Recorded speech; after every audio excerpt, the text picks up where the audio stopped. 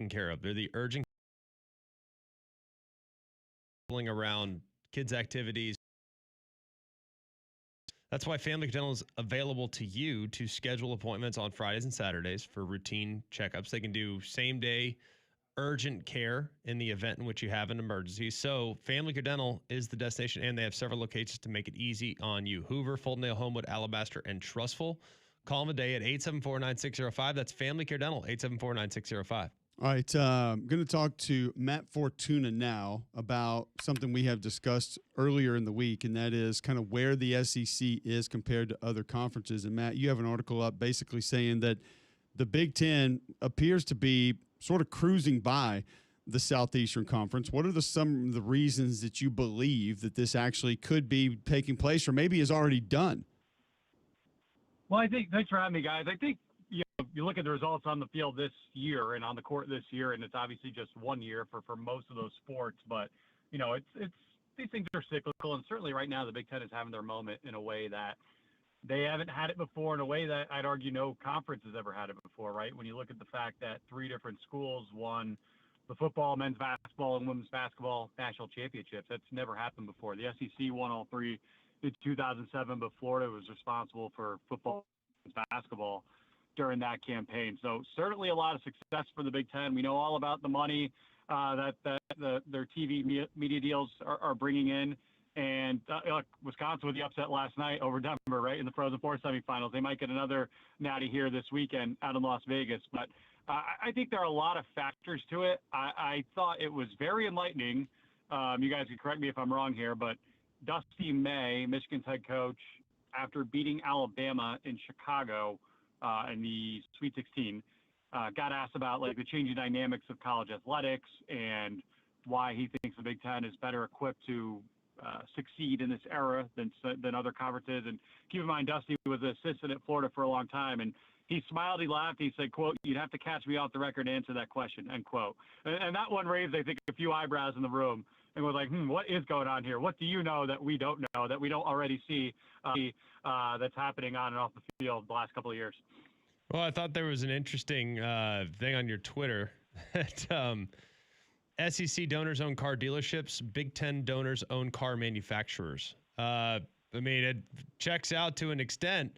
So how big is that gap in finances? It's funny. I thought that was a money quote. And the funniest part is, and I put it in the story, this was something that a fan, a reader, Kyle Sahadi, had tweeted at me. He said, "I don't know where I heard this, but I think this has happened." And I thought, wow, I've never heard it put into such stark terms like that. But there's probably some truth to that, right? And we've seen that, I think, with Indiana football, right?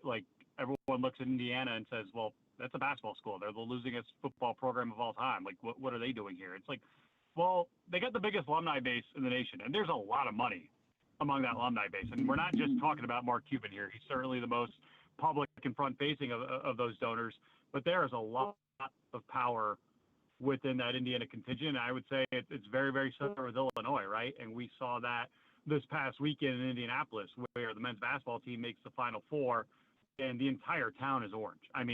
Illinois fans completely took over Indianapolis. And I think maybe a lot of people who are not as in tune with the Big Ten or from another part of the country, they were probably surprised to see that. I live in Illinois, so I'm a little close to the situation.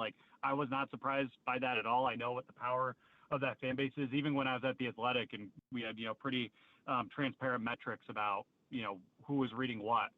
I didn't write a whole lot about Illinois football because it was still mostly the Lovie Smith experiment, which didn't end too well.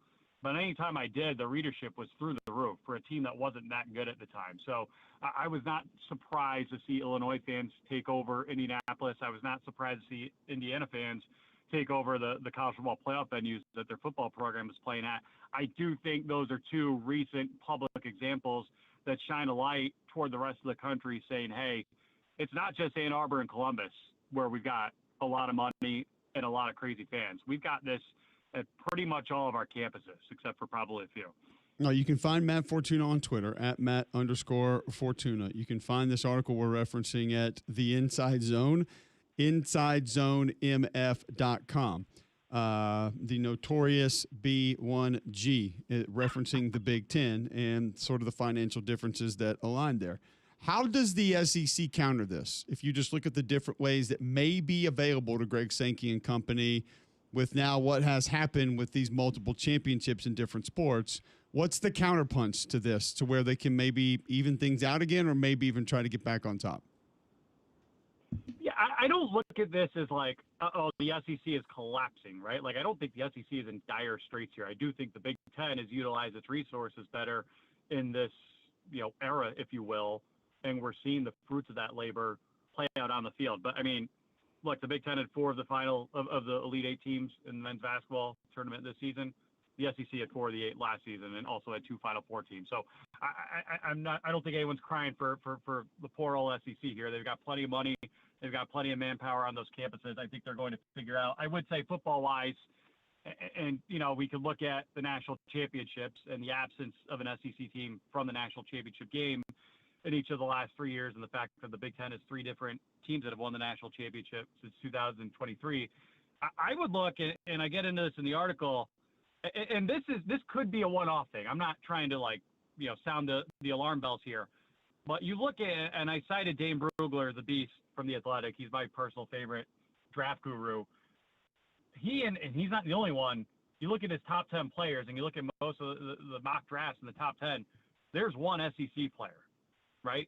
It's the quarterback from LSU, Mansour Delaney. I mean, Ohio State's going to have 4 top 10 picks. And if you want to take out Ohio State, that's fine. They've always kind of been like an outlier relative to the rest of their Big Ten peers. But I would throw Notre Dame in this discussion too, just for the purposes of regional discussion, like as far as Big Ten teams, Big Ten country. You've still got Jeremiah Love and Fernando Mendoza, who are going to be top 10 picks. So that's two players from the state of Indiana to 1 from the entire SEC. And again, this is a very small sample size. It's 1 year. These are mock drafts.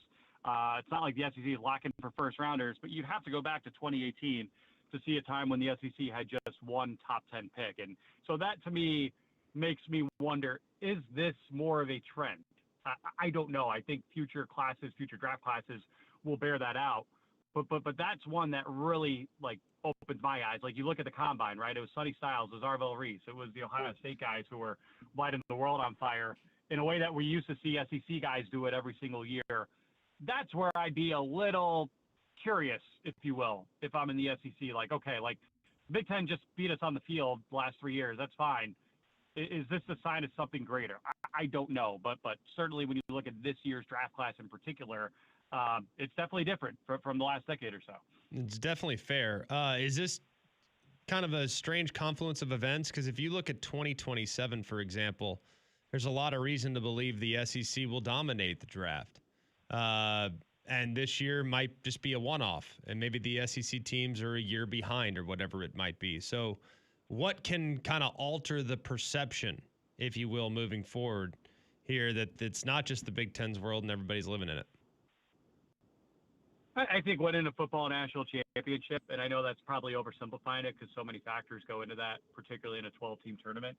But if Alabama, Georgia, LSU, whomever wins it all next year, I don't think anyone's going to say like, oh, well, they got us this time, but it's still the Big Ten's world. No, I think people say no. The SEC had the best team this year. They're one of the 2 best conferences, and it played out the way it probably should have at some point over the last 4 years here. So I think that ultimately, as far as changing the national narrative, would go a long way for the SEC. But I'll also say this: the Big Ten, at least football-wise, is still fighting a perception battle. And I know that sounds crazy to say, given how much success they've had lately, given how much money those schools pull in. But I think, and again, this is where the SEC runs in circles around the Big Ten. They are much better at publicly touting themselves and publicly getting their points home. Greg Sankey in particular, vis-a-vis Tony Petitti. You see all these reports about the Big Ten wanting a 24-team playoff, and the Big Ten wants to do this, and all these things that would, as far as most of us traditionalists are concerned, kind of cut against the fabric of the college football season as we know it.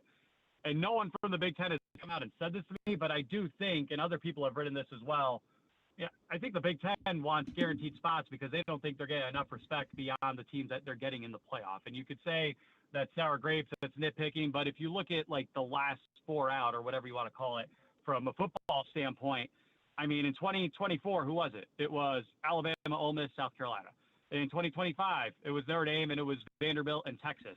And when you look at these bowl games, and again, bowl games aren't everything, particularly the mid-tier bowl games, but it's Illinois beating South Carolina. It's Illinois beating Tennessee. It's Iowa beating a full-strength Vanderbilt that probably would have been a playoff team any other year. So I think the Big Ten's looking at it saying, hey, you know what? We're playing 9 conference games. We have tougher schedules than the SEC does. We're not getting the credit for that. When it comes to the playoff discussion, we need to kind of force our way in there. And I've talked to Big Ten coaches who think the SEC is in for a rude awakening now that they're going to a 9-game conference schedule. I don't know if I'd personally take it that far, but I am glad to see both conferences being on a quote-unquote level playing field when it comes to that. Have you taken a peek at this upcoming season? How do you feel like where do you feel like the balance of power is in college football as we approach this 2026 college football season? I think it's a good breakdown. Again, I mean, Ohio State, Indiana are right there from the Big Ten. Again, you could throw Notre Dame in there as a quote-unquote Big Ten regional team. And then you've got Georgia and Texas, I think, is kind of the favorites coming out of the SEC. The one thing that I think is unique just across the board in college football this season, of those 5 teams I mentioned, 4 of them return their starting quarterbacks. You never see that from so many teams that had so much success the year before and are projected to have success again this upcoming year. So I think that part of it is very interesting. Texas Tech obviously is going to be a power player again, so long as Cody Campbell thinks they are worth his time, and based on his public comments, he certainly does. This is a team that went 11-1 last season, had a dominant defense, and just couldn't figure out a quarterback. And you look at their schedule this year, you look at the bag they threw Brennan Sorsby to come over from Cincinnati and the Times Square billboards they're putting up. I mean, there's a reason Notre Dame and Texas Tech are the only 2 teams across most sportsbooks right now where the over-under on them is 11.5, which means they have to go undefeated in the regular season for you to win those bets. And I think that's, not to get on a gambling tangent, I think that's a little silly because there's just so many external factors that happen over the course of the college football season. But both those schools also have very easy schedules as well, which means it is playoff or bust seasons at the very least for both of them. But again, I think those 6 teams are probably the ones you keep an eye on throughout this summer. And 4 of them return their starting quarterbacks. You look at C.J. Carr, you look at Julian Sagan, who was a Heisman finalist a year ago at Ohio State, and certainly you look at Arch Manning. These are guys who are going to be frontline players who we're going to be talking about all throughout training camp. Matt, we appreciate the time today, man. Great stuff. Good article, some interesting facts, and some interesting things to think about as it pertains to the future of college sports. Glad you joined us. We'll do it again soon. Anytime, guys. Thanks for having me. There you go. Matt Fortuna joining us on the Higginbotham Hotline, discussing kind of where things are headed in college sports. Find him on Twitter at Matt_Fortuna, Fortuna. And then also you can find him at theinsidezone.mf.com. That's where that article is if you want to go check that out and read that for yourself. We'll follow up on that just a little bit, just kind of how do we feel about that? How do we think to that? And then we'll move on to a couple other things around these spring games coming up tomorrow. But if you're looking to move out of your home, Greg, who do you call? Be Crocker Movers. They're a local company owned by an Iraq War veteran, Eric Crocker. Crocker believes in hiring movers you can trust to complete full background checks and run drug tests on every single employee. These are good guys. And if you think you could be one of those guys, they're looking for help. Right now, it's the busy season. So they're trying to find the right people. They're looking for a few good men.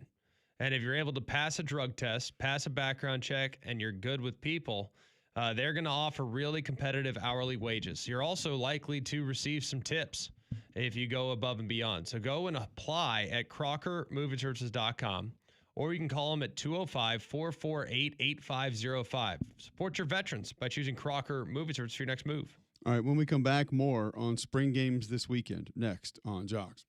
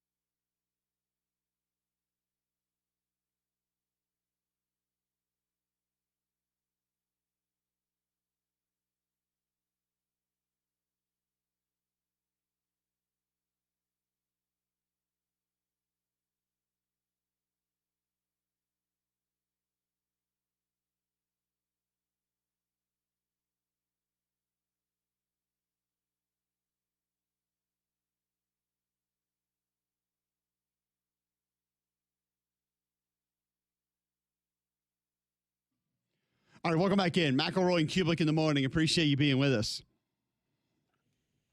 Going to talk some spring games this weekend.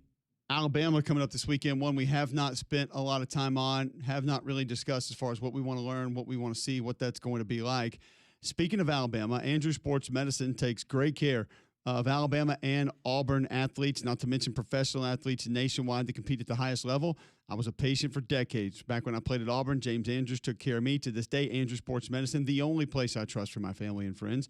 Andrews Sports Medicine's team of physicians deliver elite care for acute and overuse injuries and those nagging chronic orthopedic issues, bringing that same championship-level expertise to athletes and families across Alabama.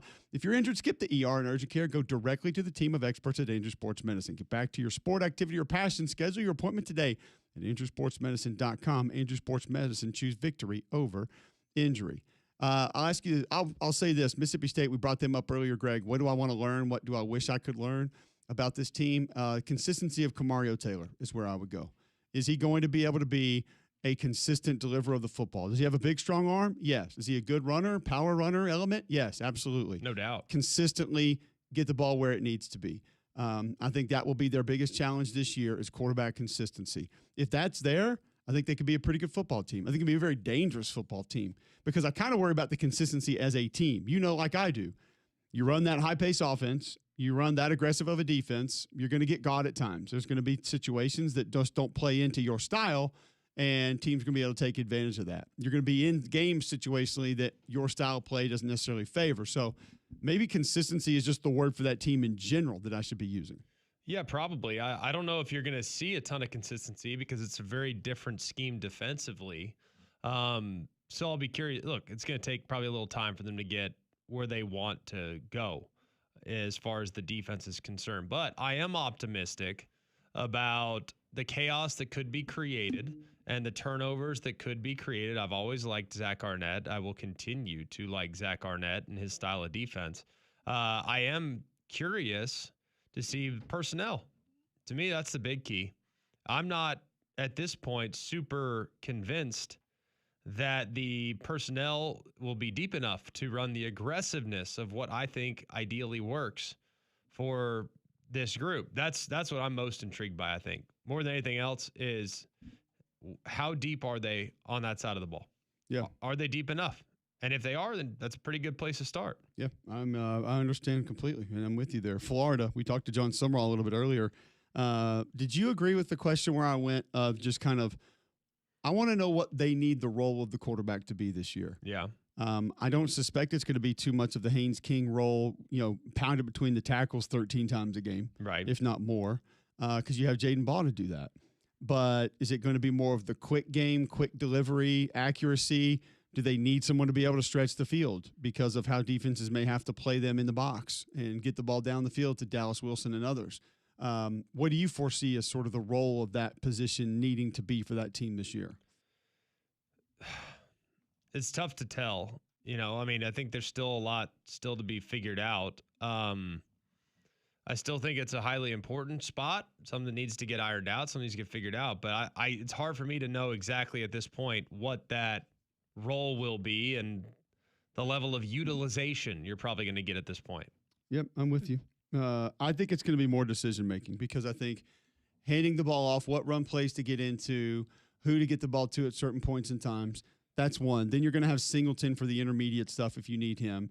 The Dallas Wilson throws, I don't think you're going to have a cannon arm to be able to throw back shoulders to him at certain times. Yeah, you got to drive it, though. No, you do. He's a big play guy. They can drive it. I'm not worried about arm strength or arm talent. I think they'll be fine there. I think the big key, though, at quarterback with them is do you want more mobility or do you need more arm? That, to me, is the question because you have two very different players. Very fair. Tennessee this weekend. Is this all on quarterback? Yeah, for sure. I'm with you. Yeah, I'd love to try to say it's something different or maybe we need to assess something else. No, it's all quarterback there. Yeah, I want to see where that is, what that looks like, how that's going to be. Interesting to see where that plays out. There are some other positions, obviously, that are being battled for that we want to see how they turn out too. But of course, quarterback, the big question there in Knoxville is by far, and new defensive scheme. That's also how does it look? How comfortable are they at this point? Definitely interested in that, but right now it's probably a little early, and they're not going to show you much on defense, I would think. Fair. No, 100% fair. Okay, so we go to Alabama. If you were to be able to consume this entire thing, what do you wish to be able to learn from this setting in this entire spring? Quarterback, of course. That goes without saying. I want to see. I already know what Ryan Williams can do. I already know what Lottie Brooks can do. I want to kind of see some of the next guys, 3, 4, 5, 6. Like to see more from them. So I'm fascinated by that. Also very interested in the new look offensive line.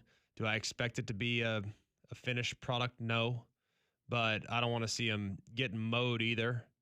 So I'll be paying close attention to that.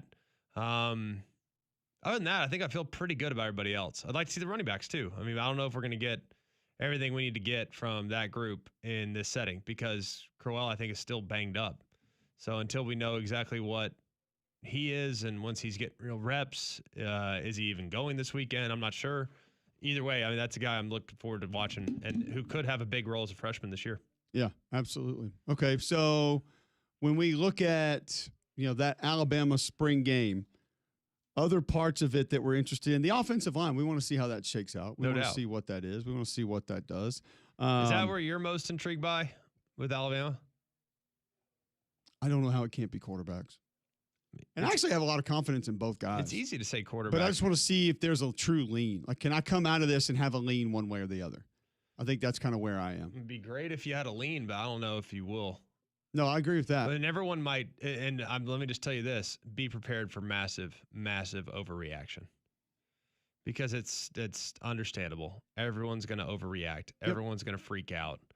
And they probably shouldn't because it's still so early in the evaluation process. Remember, this is 1/15 of spring, not to mention all the summer reps, all the summer workouts, all the reps you're going to get in fall camp that are behind closed doors. You'll get to see these guys just one time, and they will practice at least 40 times between when they started spring and when they tip it off there in the fall, and then a million other reps that are not considered practice, like summer 7-on-7. So don't overreact. Don't jump to a conclusion because you can very easily get misled if you jump to a conclusion too soon on the quarterback spot. No, I agree. 100%.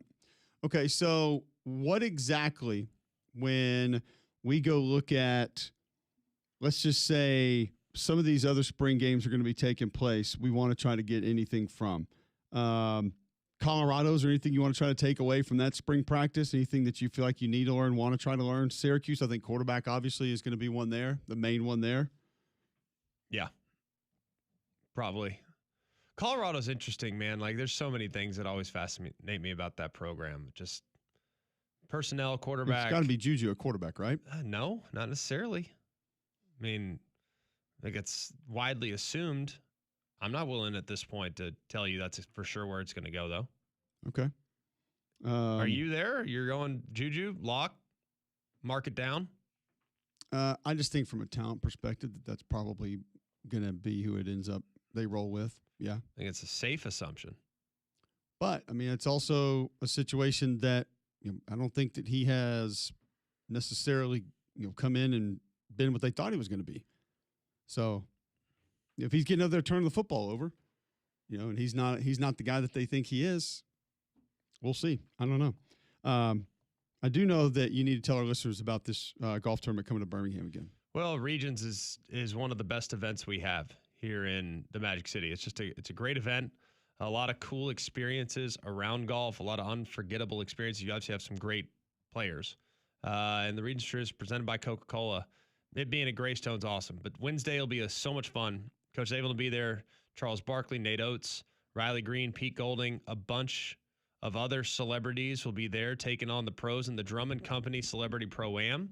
I'll be up there teeing it up as well. Really looking forward to it. You also have that Saturday Night Live concert with Blues Traveler that immediately follows play. And kids under 15 get in free, so it makes the perfect outing for the whole family. And the Regents Tradition is proud to support the Children's of Alabama as the tournament's primary beneficiary. So support makes a difference. So don't miss out on one of Greater Birmingham's most beloved signature events. Get your tickets today at regionstradition.com. That's regionstradition.com, and we'll see you out there.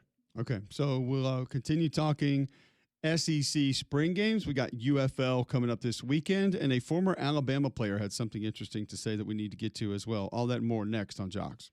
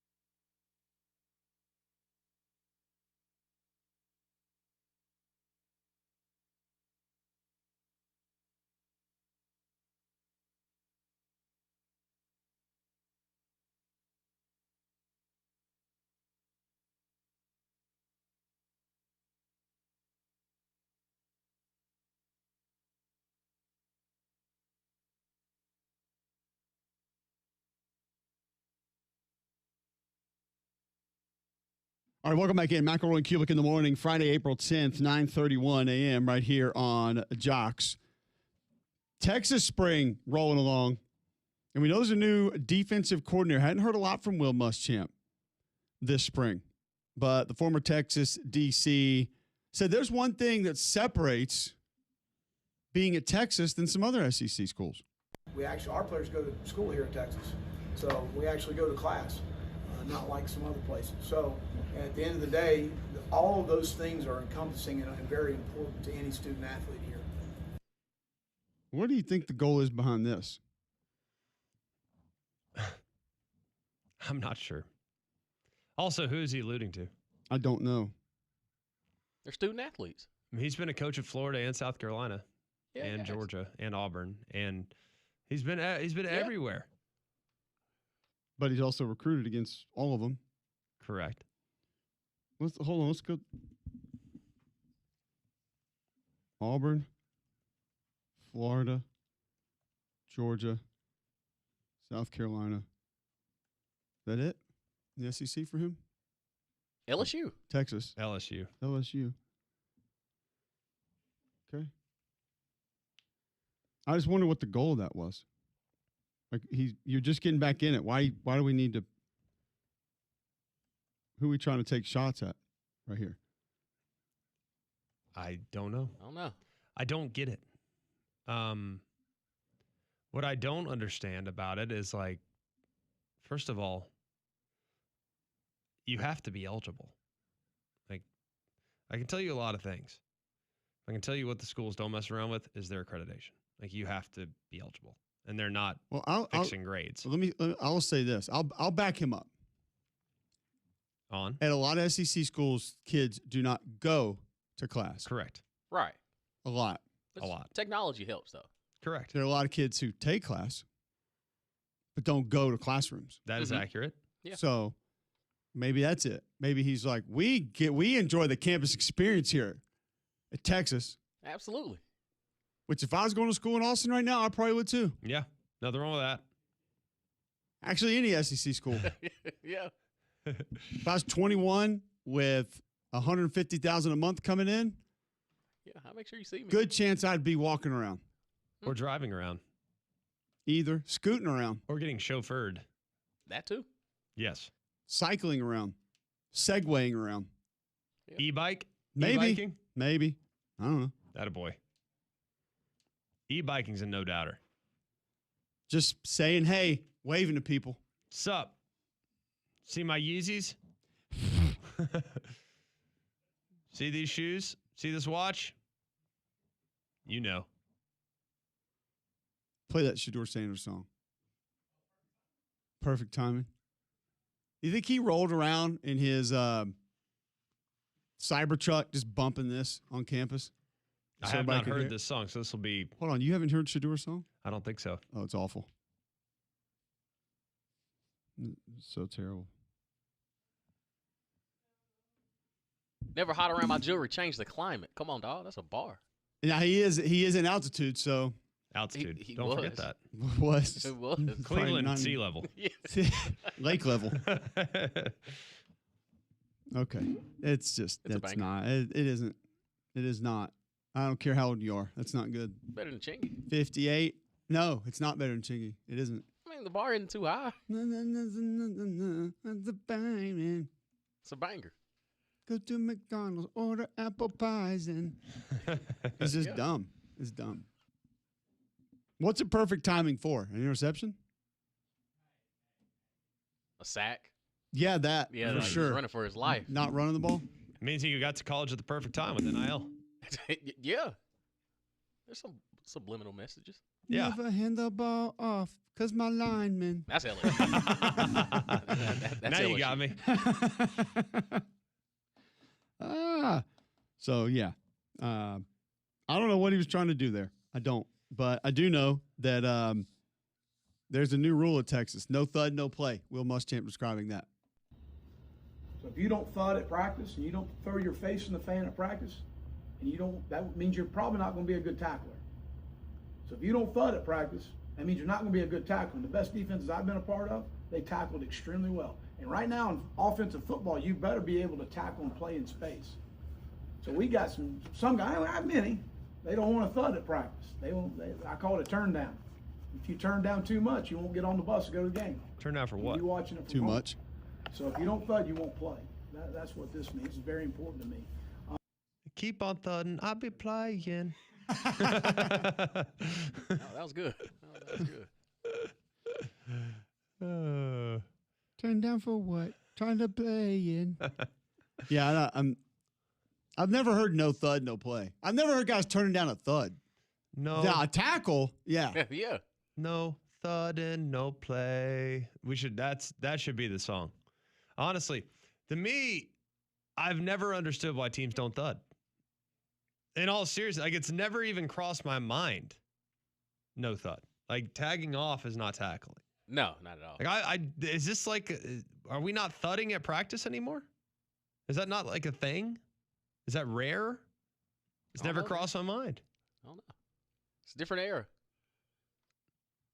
Different era. But thudding is not dangerous At all, I don't At feel all. like you're literally squaring a guy up. That's all it is. It's not. I mean, I feel like the only injuries maybe a shoulder, like finger, wrist, No. possibly. no.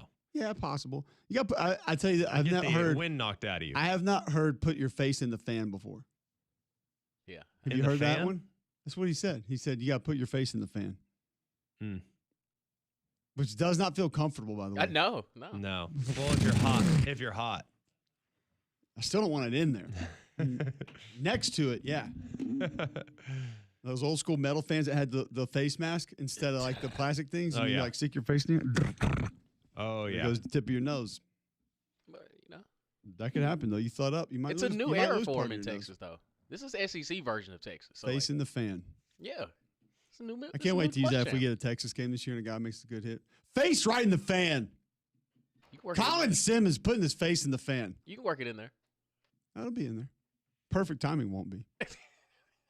Leave that out. You ain't got Don't no need Colorado games on the slate. Probably not. Greg, tell us about Canty. Well, Canty can fix it. Cantey can fix it. They are the home foundation specialist and concrete solution specialist here in our area that do a tremendous job around your home. We know that it's been very, very dry. We understand that. Doesn't mean there can't still be issues with your foundation or crawl space. So if you're noticing cracks in your doors, in your walls, in your floors, around windows, doors, not small, not big cracks by any stretch. You got big cracks, we got big problems. But small cracks. Maybe you notice some uneven or sagging floors. Maybe that feels like the house is sloping in one direction or the other. Or you've noticed your chimneys or your porches pulling just ever so slightly away from the house. Well, that could be an indication of a huge problem with your foundation. And Canty will offer free inspections and estimates, and their work is backed by a lifetime transferable warranty. So call them today at 205-509-3991 or go online at Canty, Cantey, canfixit.com. That's Canty, Cantey, canfixit.com. Jamie Bailey asked, do you think DeBoer will lean heavy on the run game tomorrow? Sprinkling a couple deep balls for the fans. He's going to play it very vanilla. It's kind of a new era of spring games. We don't know because they went away and now they're coming back. So, are they going to hide things? Isn't the run game vanilla?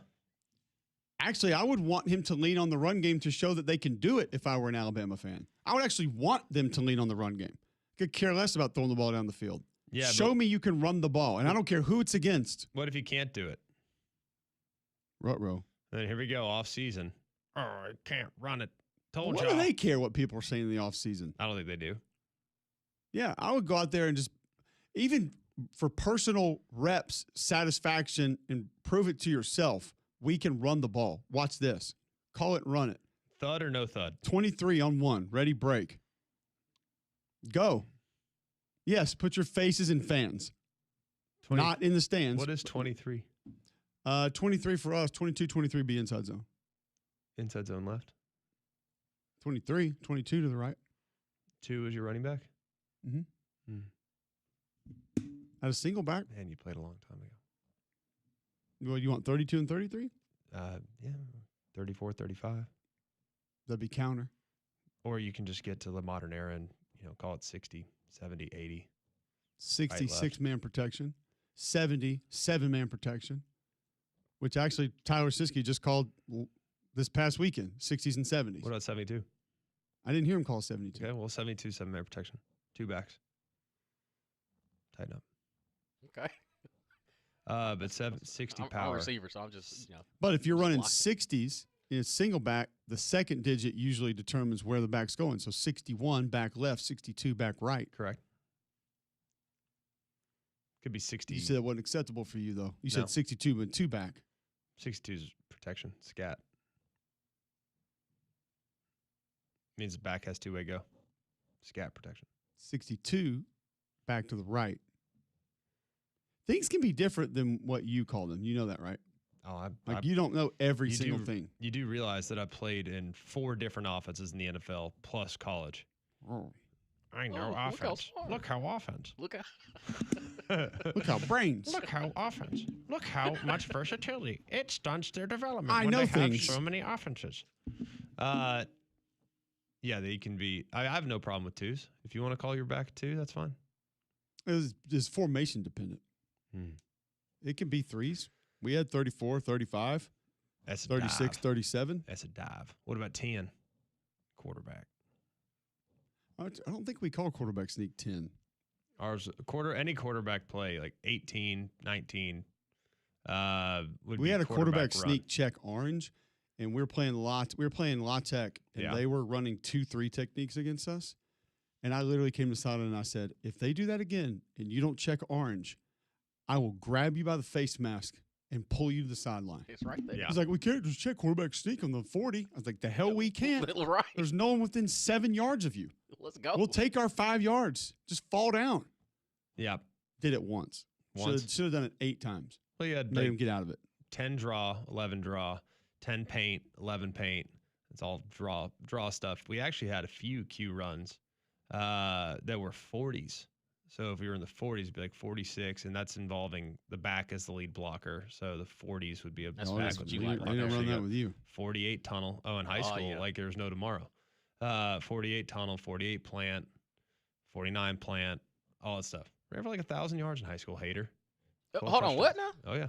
Oh, out of all In 4 your years. career? No. I don't believe that. Nah, don't do this. Double check the tape. Wait a I don't minute. have the tape. I They think didn't I had have like tape back 800 then. yards. In a season. They had film I had back over then, not 200 tape. in a game against No, against not Christian rushing. against Christian Ponder. Rushing. Col- What Heritage. Christian school was it? Colleyville Heritage. Yeah. No, it wasn't Bunch of Christian 2A school. kids. We played public school.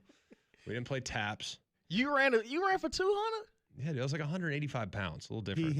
He had 2 long runs Yeah. where They did have like a 70 they yard lost to the contain. house. That did They help. lost. Stop. They lost Yeah. contain.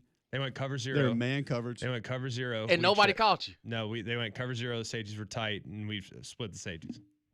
It's high Okay. school- It's high school Valai, football. ask Jay Davey. Valai. Jay Valai was the It's safety. high school football. Jay Valai was a safety on that team, and he played. He was Bama's cornerback He had the coach like opposite 5 third. years ago. Had the Okay. opposite third of the field responsibilities, looking No, the I other actually way. spun off. It was like one of the best run of my life.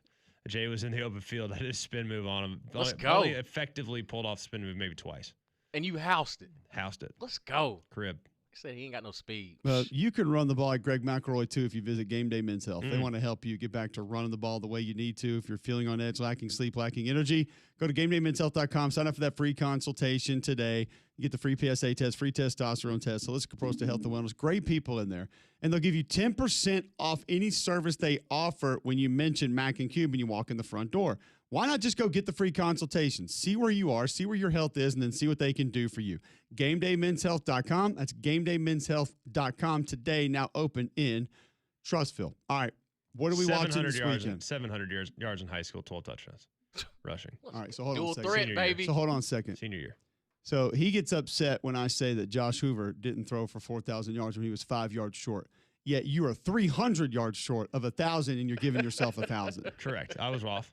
That's was a off. hell of a roundup yeah. right there. Off I by was about off. 300. I was off by 300. And 200 in a game. Did So have 200 a game. in 90% of your season, you ran for 500 yards. That's just a couple quarterback sneaks here and there. That's not that bad. That's a leave the pocket twice a game, pick up yards when the pressure gets too far upfield. They lose contain. That's all that is. Yeah. That's all that is. And That's- fill in a couple playoff games because your teammates were good and they got you through the first and second round. That was it. That was it. I was just a Weren't y'all manager. like an air raid team in high school too? Yes. Oh, so you out here like That's how you can go, though. So you like Jordan Lynch in this thing, dog. Game Jordan manager, Lynch. You game toting that manager in thing. high school too. What? That was it. And still ran for 700. Haters. Haters. You a real one, dog. Did you stiff arm anybody? I don't recall. Did you hurdle anybody? Yeah. No. No hurdles. No. I wouldn't be hurdling people out there. No.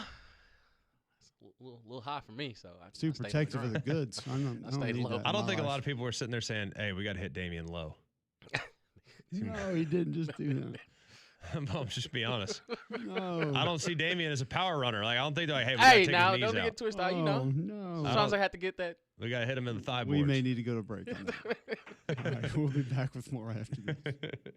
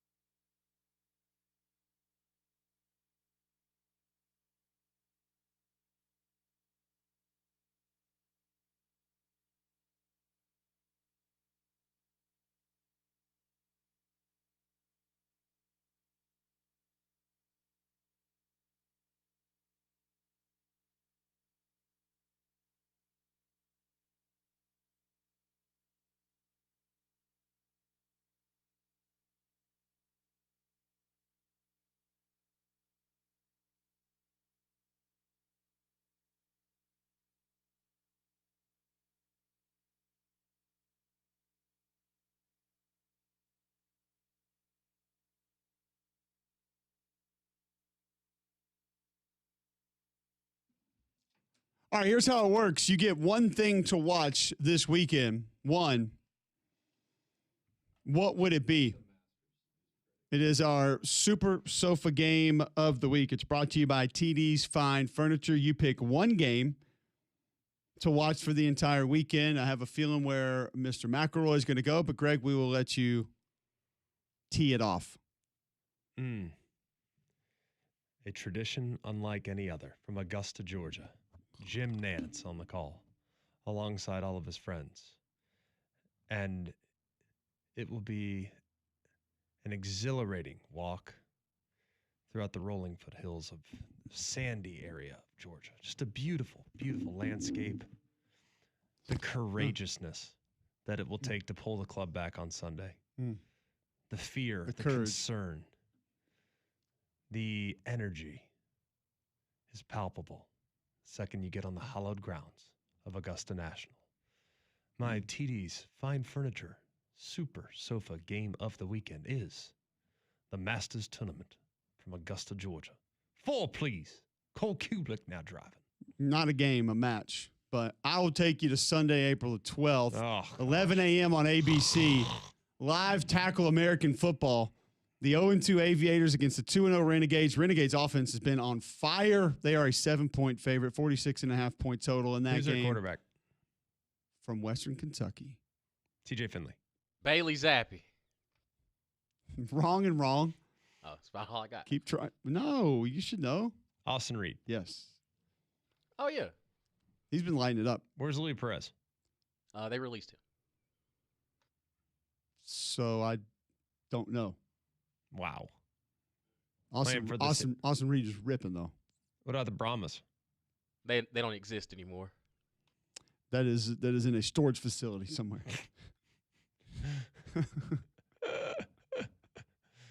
Oh, goodness. I am curious why. I think Houston's going to have to start Talia Tagovailoa this week. They have 2 quarterbacks injured. Like, why not go try to grab Louis Perez? No. Talia, dude. 5 stars. Oh, My bad. Thompson. My bad. Sorry, forgot. What you mean? Look how stars. A guy who won a championship in the league or guys never played in the league. Look how stars. Okay. Upside. Fair. But, yeah. Give Damian, me Talia all day. your Super Sofa Game of the Week.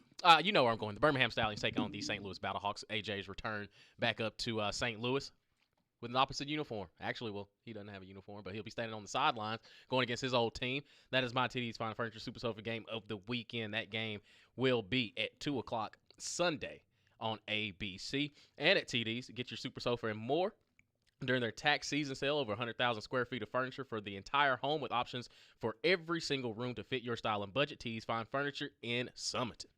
Also want to say we got Arena Football League that's kicking off here on Sunday. There you go. Nashville Cats. Monstars and Firebirds. Is it actually the Monstars? It's the Monsters. Oh. To say that'd be amazing. Say LeBron's a little If you busy. could get the rights to that, yeah, it would be great. The Minnesota Monsters at the Albany Firebirds. I'm sorry, Saturday, Saturday, 6 p.m. That game will be broadcast on, I'm not sure, but it's there. It's happening somewhere. I don't know if you'll be able to see it or not. Sunday, you get the Michigan Arsenal and the Kentucky. The Colonels. No. Greg? I'm going to say the Bobcats. Barrels. The Kentucky Barrels? That's Kentucky actually Barrels. great. Yeah. Got to check their odds. You want to try some more before we get out of here? Think The there's- Oregon. Trailers. Mm-mm. Yeah, I'll say the I like that, though. Yeah. I like that a lot, but no. Green Dragons. Lightning? What? Now, this team showed up in bad box score of the day a lot last year. The Washington, because they essentially stole their logo from Minnesota. Timberwolves. You know, they're the Wolf Pack. Wolfpack. But it looks just like the Timberwolves. Also, you got the Beaumont Renegades, the Oceanside Bombers, the Michigan Arsenal, Nashville Cats. Yes, sir. Claws out. You got the Albany Firebirds, the Beaumont Renegades. So there you go. Minnesota Monsters logo is legit, though. I'm by the looking way. this up right now. Yeah. I got that. That is like a wolf. Who's their quarterback this year? messing with. You know what? They hadn't made a decision yet. Okay. They're still battling. It is a pretty good logo. Still battling. Okay. Couldn't remember. It does. It is a pretty good logo. The yellow one.